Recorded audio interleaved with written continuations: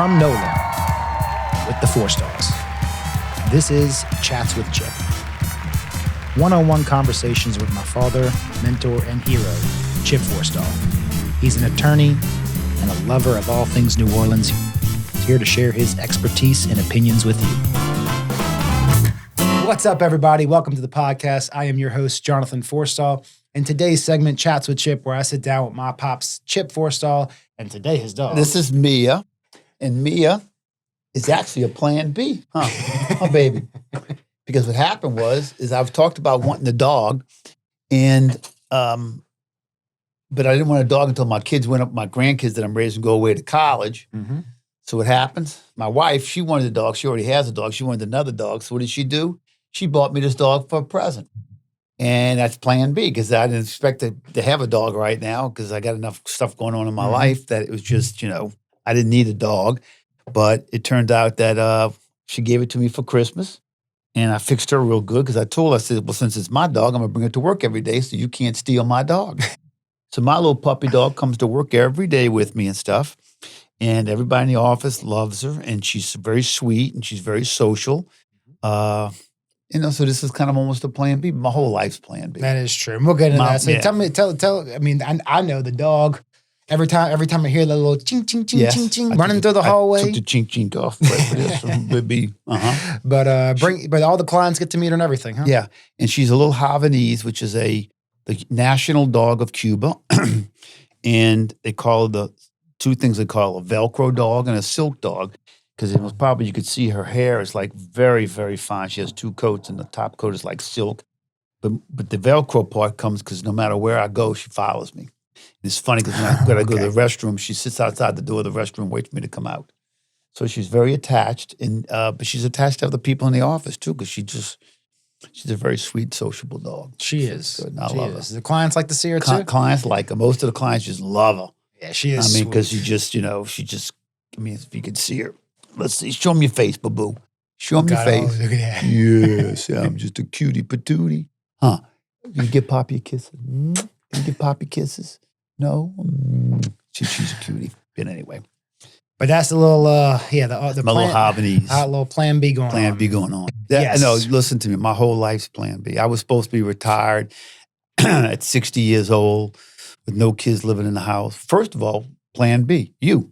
I had two kids. Right. That's right. I had two kids, and all of a sudden, my wife tells me, "Oh, guess what? I'm pregnant." You're 7 years apart from you. 7 years apart from my older brother. Mm-hmm. I called you oops for a long time. So plan B, okay.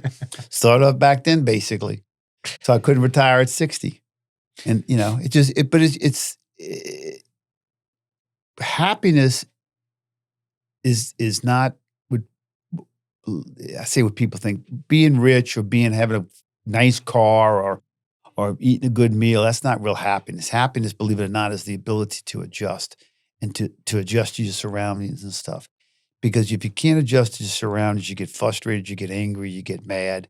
And that's what happens with people, make people unhappy. And really, if you think about it for a second, if you have a great meal, but you're having a bad day at work or somebody's yelled at you, something like that, the good meal doesn't really make a difference and stuff because you're in a bad mood. Being able to adjust to life is probably the single most important thing to lead towards happiness.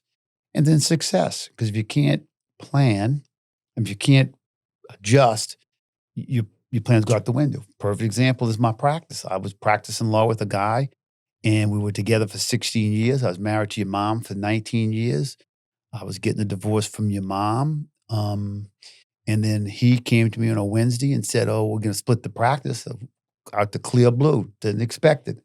Probably one of the best things that ever happened to me, other than having my kids and my grandkids and my wife. It was probably one of the best things that ever happened to me because I was able to leave him, double my income the first year, but more importantly, I had autonomy for my whole office. I mean, I could do what I wanted to do, then I have to go ask anybody and stuff. And he couldn't understand why I treated the employees so good or why I wanted to and stuff because, they're just employees. But I treated my employees as families. But that's a plan B deal. I was expected to work with him as partners for the rest of my life. And he came up and said, "No, we got to split it." And we left and things worked out extremely well for me. I mean, extremely well. Obviously. So before that happened, did you have like a plan B? Like No, I had a plan A. You're right. The plan A, I always have a plan A. Right, of course. But my favorite saying is, man plan, God laughs. I have a plan for everything. I got a 1-year plan, a 5-year plan, a 10-year plan. And how often does that go through? Never. Not yet.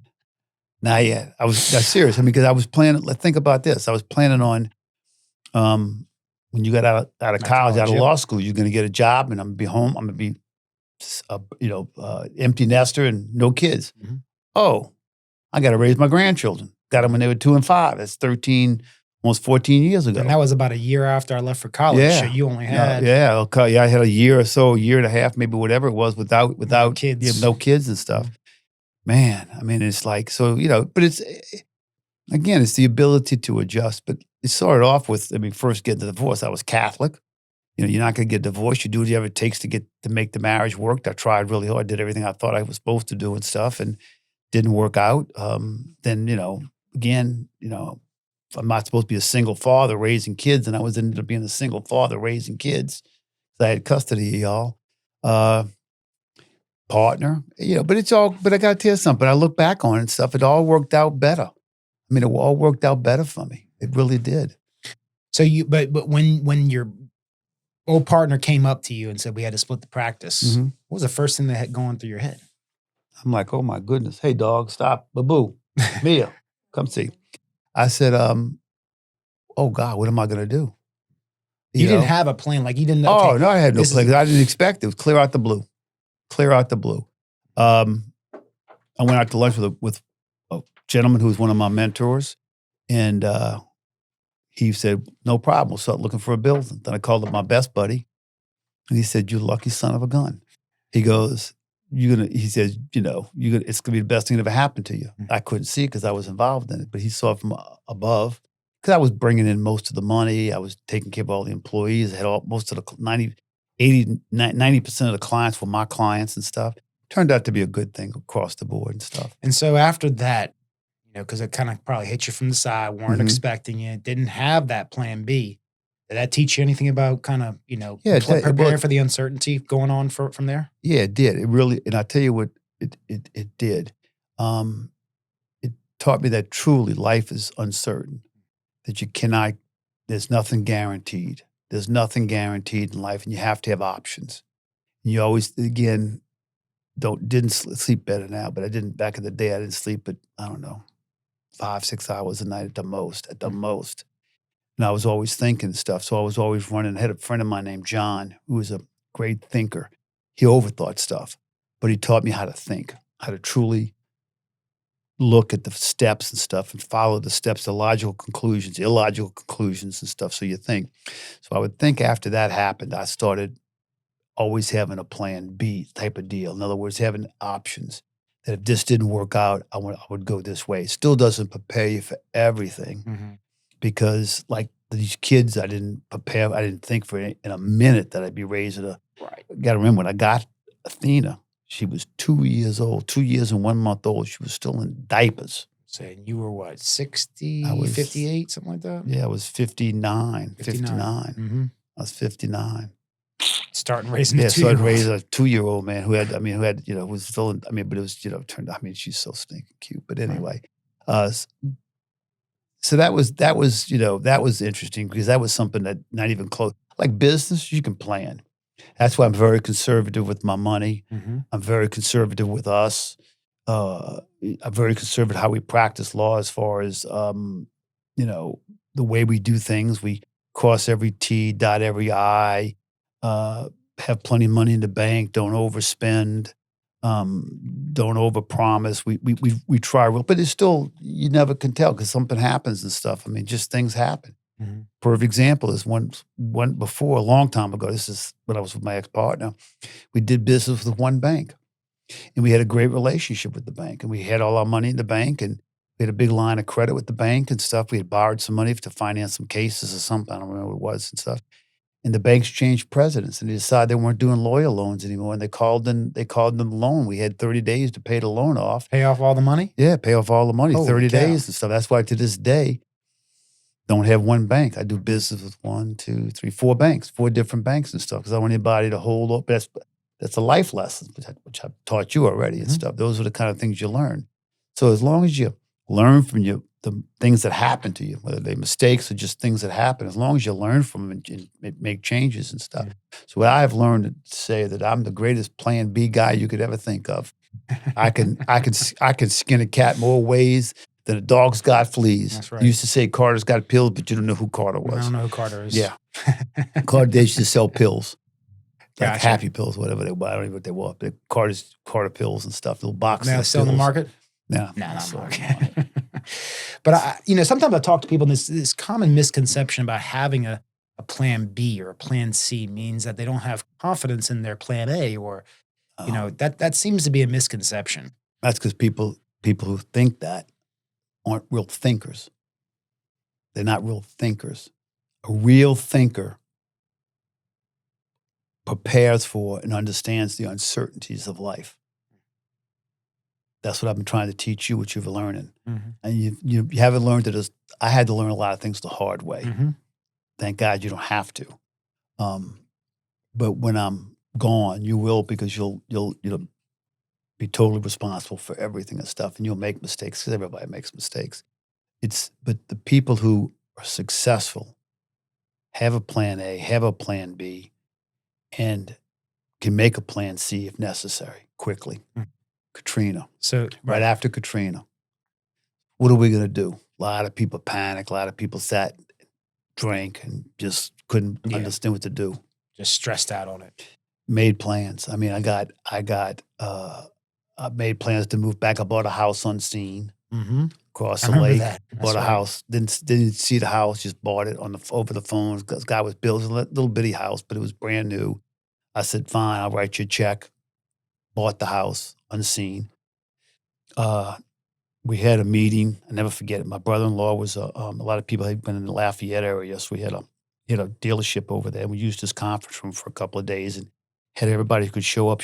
And we sat down, and I remember the kind of conversations. Okay, I'm going to make a lot of decisions. And I'm not sure if they're all going to be right or not, but we're going to move forward. We're not going to sit still with a bag over our head or holding on to our helmet, saying what's going on and stuff. We're going to move forward, and we moved forward. We're able to come back here, get a building in St. Rose, not conveniently located in Metairie, but it was available.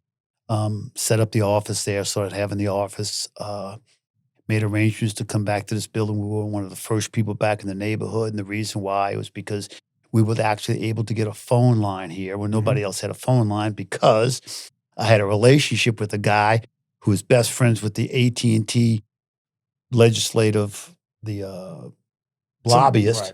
So we were able to get a phone back to the building before anybody else had phone lines in the building. So we were able to move back. We were one of the first businesses to move back to Mid-City. I think, But a plan B. And again, so now, do I have a plan B if there's ever a hurricane? Yeah. Not only do I have one generator at my house, I have two generators at my house. Oh, by the way, I have a generator at my house in Mississippi, which is 115 feet above sea level, so it can't flood. Right.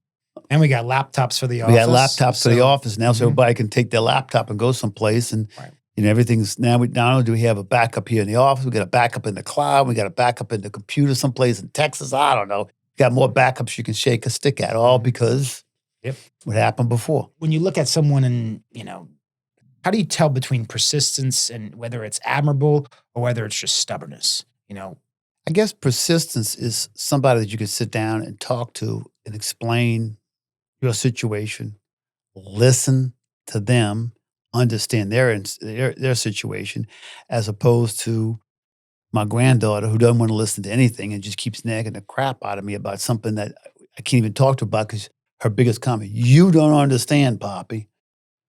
"Sweetheart, your hair looks pretty greasy. I think it's time for a bath." "Well, Poppy, you don't understand because you don't have hair." "Well, baby, I know what greasy hair looks like."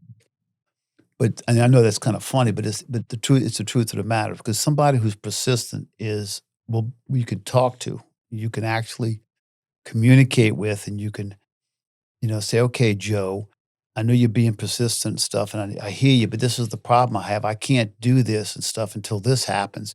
Whereas somebody who's just, going to nag you and doesn't want to listen to the reason why, they just going to aggravate you. I mean, you could be persistent without being aggravating. That's just a communication thing, right? Well, it goes back to what's that word I like?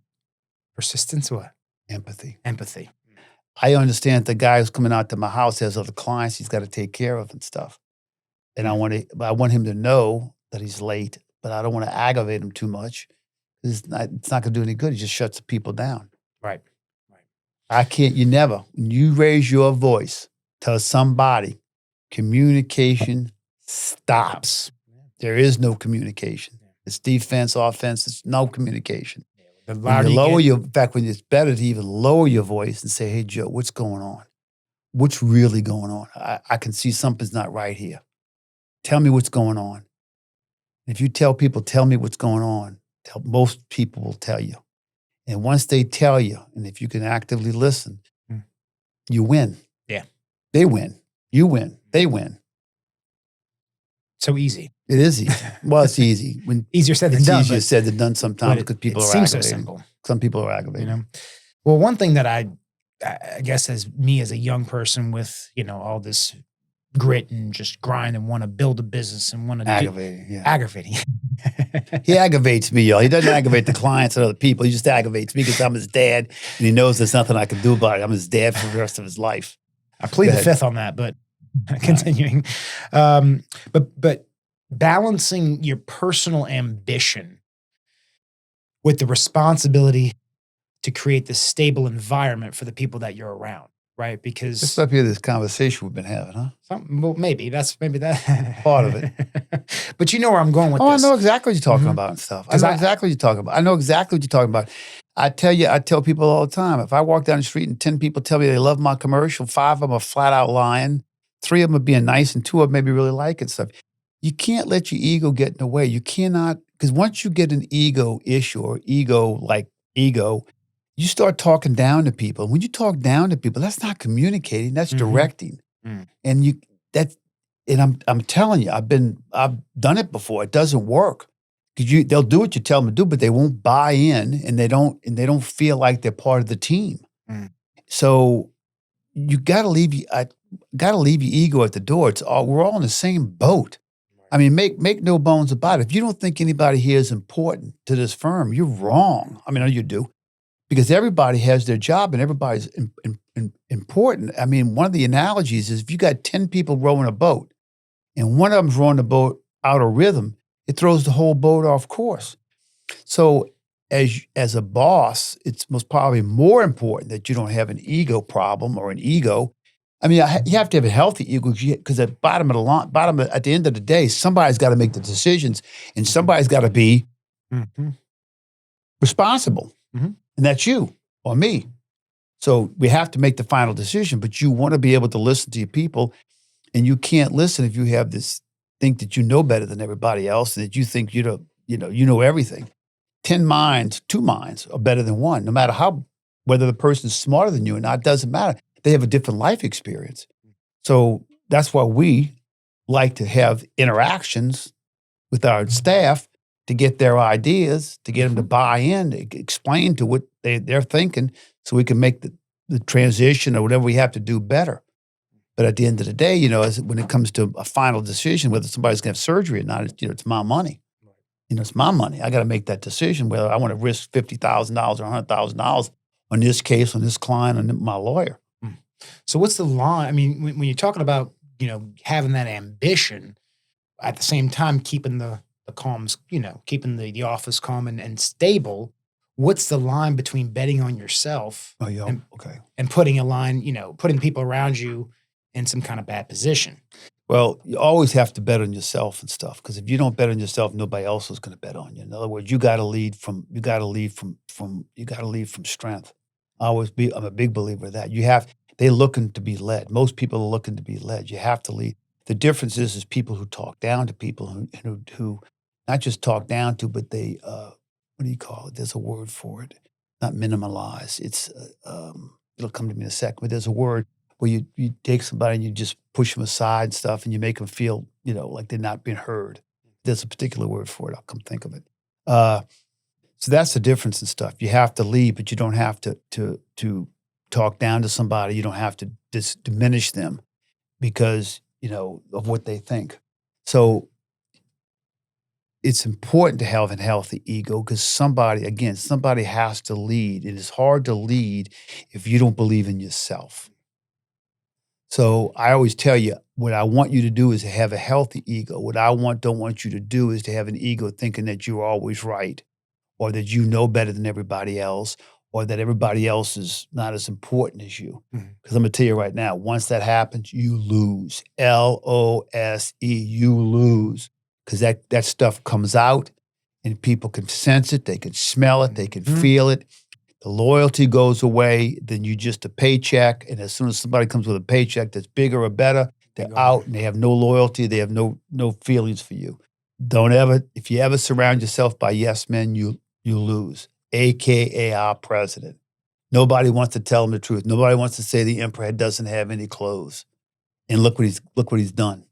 He's got us in this big old mess. I know I'm not supposed to talk politics, but it's a big old mess because nobody told him, no, this is a problem and stuff. He's got nothing but yes men. And if you ever have somebody who agrees with everything you say, be very, very wary of them. So you talk about that ego and, having a healthy ego. Too much is going to sink you. Yeah. So it seems like a very thin line where you draw that line between, too much ego and the right amount. Well, too much ego is when you think that you're always right, that you think you know better. You're not willing to listen. When you think you know more than everybody else and stuff, you lose because you don't. So if you ever think, well, it's my way or the highway, which I used to laugh about because I used to say that and stuff like that, but that was with my wife. And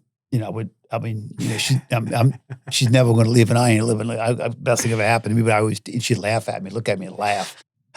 She would literally laugh at me, and she'd just shake her head, like, what is wrong with you? I said a lot. But you just need to, make sure that you listen to people and don't think that you're better than anybody else. I guess that's part of it and stuff. Because, I don't know. That's a good question because it is such a fine line and it's different for everybody. No, I think that I know what it is for me. It's just I never would. Do I think I'm smarter than most people? No. Do I think I think a lot more than most people? Yeah, I do think I think a lot because I know me. I overthink stuff. So I think more than most people? Yeah. Does it make me better? Sometimes, yeah, but sometimes no. Sometimes I overthink things. Do I want other people's opinion? Without a doubt. You've seen it here. I've always asked other people's opinion about different things because I don't think I know it. In fact, I know I don't know it all. I've told you this 1,000 times. The smartest guy in the room is not the guy who thinks he knows everything. It's the guy who knows what he knows and knows what he doesn't know. Right. So the guy who really is going to get ahead is the guy who knows what he doesn't know, and he gets people who help him fill those gaps of things he doesn't know. So as for the ego part, is just if you walk around thinking that you're the big cheese and that this is all you and nobody else is important, you got a problem.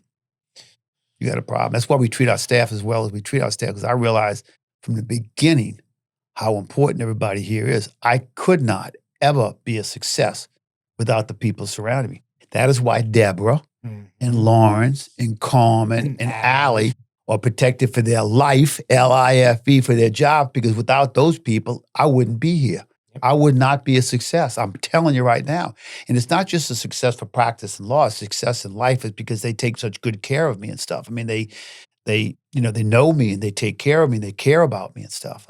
I couldn't do this without that. Yeah, and just so people that are watching that you don't know, Lawrence, Deborah, Carmen, and Allison have all been here over 25 years. Lawrence has been here 37, going on 38 years. Deborah, who's my office manager, has been here for 36 years. Carmen's been here 25, going on 26 years this year. And Allison, my personal assistant, has been with me over 24, going on 25 years. And those are just the top four. That's just the top four. We have other people. Yeah, we have other people that, but those are the people that, they got lifetime jobs. So whatever you're doing it right. Yeah, thank you very much. So let's talk about the failures and how you can kind of learn from those, because obviously failure sometimes biggest teacher there is. Right. And so it's not always bigger teacher. It's a bigger and better teacher than success. Right. So talk a little bit about that, because a lot of people, when they fail, obviously, everyone has failed at something at some point in their life, and you get down, but it's an opportunity. One of my favorite sayings and stuff is, fool me once, shame on you. Fool me twice, shame on me. Mistakes are the best teachers in the entire world because they teach you what not to do. Now, the key is to learn from your mistake and not do the same mistake over again. And if you keep making the same mistake over and over again, it just means you're an idiot because you keep doing the same thing, expecting a different result.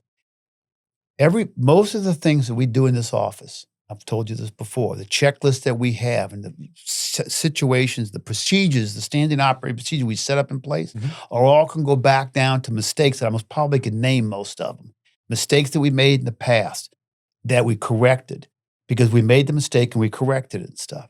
And there's books on how important failure is because people say, well, that doesn't sound right. I'm telling you, failure is almost as important, if not, well, actually, it was probably is more important because by failing, you know what not to do. You know, GM, 51% of the market thought they knew everything and stuff. And by the time they realized the mistakes that they made, they ended up going bankrupt and stuff, okay? Because they didn't learn from their mistakes. They kept saying, we're GM, we too big to fail, we too big, we do this, whatever and stuff. They didn't realize it. The deal is to try not to make mistakes, obviously. When you make a mistake, it's just to correct it and realize why you made the mistake. Why, how, when. Again, when. You're like, what does it mean, when? We used to make mistakes because we'd wait for the liens towards the end of the case. Well, the old days, you get a lien turnaround in a couple of days. All of a sudden, the lien turnaround was 2 weeks. Now the liens turnaround is a month, sometimes longer. So the mistake that you don't want to make is get the liens done way in advance and stuff. So it was a mistake that we were making. Plan B also can sometimes be, meaning the word change. So we've been doing that a lot around this firm. We're not going to talk too much about that. That's a different podcast. But how do you tell the difference when it's the right time for change or whether the right time to keep going and to stick to what you know? Boy, that's a good question. I know we've been struggling with that sometimes ourselves and stuff because, well, first, let me say change is good. You have to change.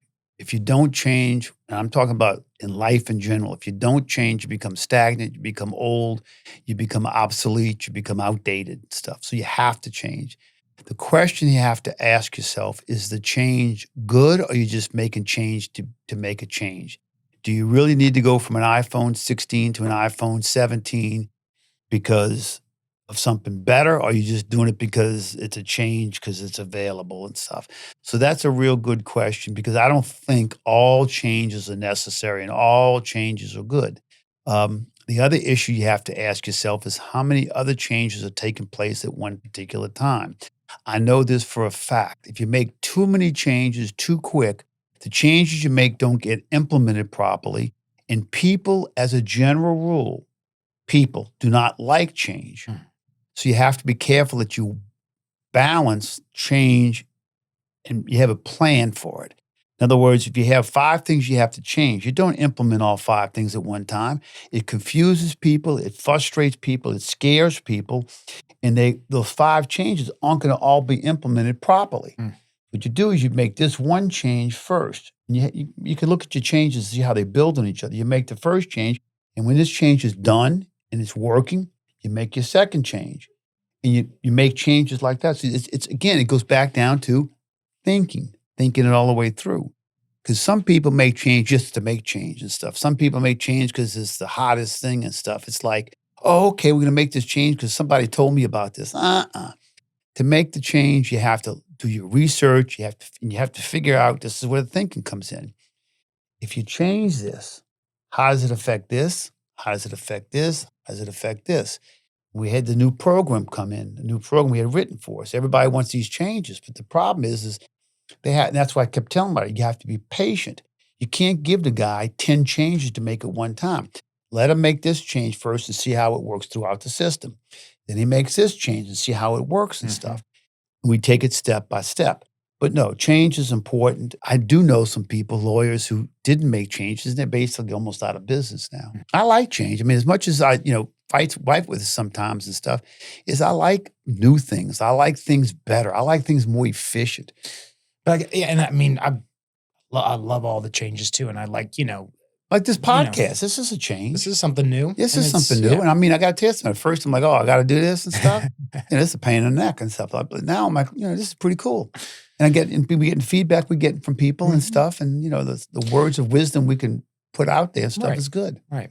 So, but if someone's wanting to make a change in their business or make a change in their personal life, whether it's, starting to eat healthy or exercise, whatever the case may be, how would someone know if they're getting stagnant to give them the oomph to make that change? Because a lot of people get stagnant, they don't even realize that they're stagnant. They might feel that's because people don't think and they don't look.